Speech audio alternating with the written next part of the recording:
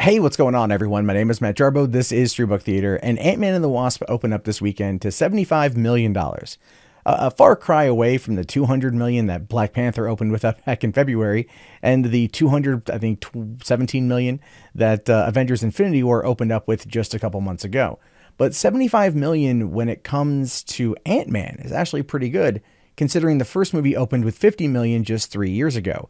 So having a larger opening for the sequel, even though it's a movie that doesn't really fit into the larger narrative in any particular way right now, at least, is fantastic. And as a result of that, we can now see that the Marvel Cinematic Universe in its 20 films, just right now after the first weekend of their 20th movie, has grossed $17 billion and $60 million. $17 billion and $60 million. There's rumors out there that Kevin Feige would be going over to Star Wars. No, not going to happen. Bob Iger, Alan Horn, and the other shareholders at Disney are not going to let that dude out of the freaking cave. He is locked down. He is married to Marvel Studios, whether he likes it or not. If he tries to walk away, they are probably going to point a shotgun at him and seriously restrain him to the desk, making sure that he gets fed twice a day and has a rolled up newspaper in order to piss on in the corner.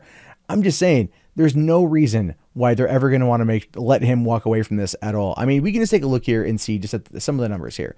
Avengers Infinity War worldwide right now is $2.04 billion. The Avengers from 2012 is $1.5 billion. Age of Ultron is $1.4 billion. I mean, these are just the three Avengers films have grossed, over $5 billion, almost $5 billion. Just those three films, $5 billion. Black Panther, $1.3 billion. That was a February opening, $1.3 billion.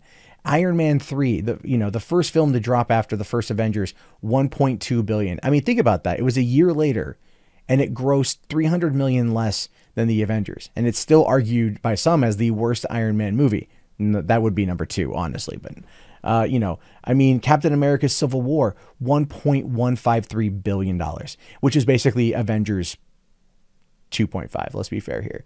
I mean, these movies make money. Spider-Man Homecoming, 880. Even though, look, okay, we have to be realistic. We have to be realistic here. When it comes to money that Disney's earned, Spider-Man Homecoming doesn't add into it. That 880 million, you got to subtract that out.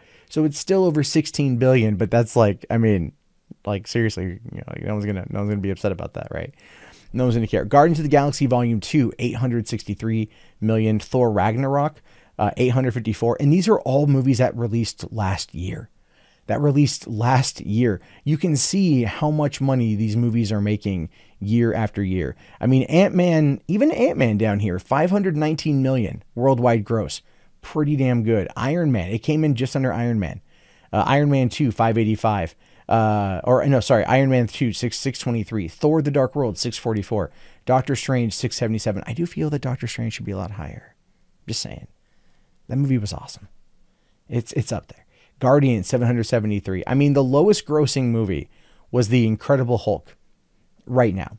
263 million. Obviously, Ant-Man and the Wasp is going to gross more. You're going to look at probably Ant-Man and the Wasp coming in at maybe around what Iron Man 1, maybe Iron Man 2 made.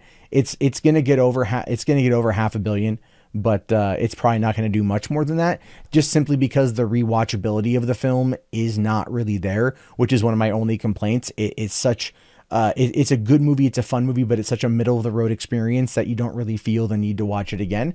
That being said, go check it out to help these numbers. But just looking at these worldwide unadjusted grosses for the Marvel Cinematic Universe over the span of 10 years and 20 films, 17 billion.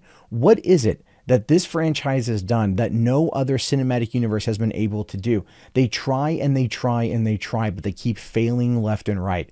And honestly, it does boil down, I believe, to Kevin Feige having a vision and Disney believing enough in that vision in order to see it through. Because look at it like this. I mean, look, the first Iron Man, 585. Incredible Hulk, 263, right? I mean, not that much. Captain America, the First Avenger, 370. The first Thor, 449.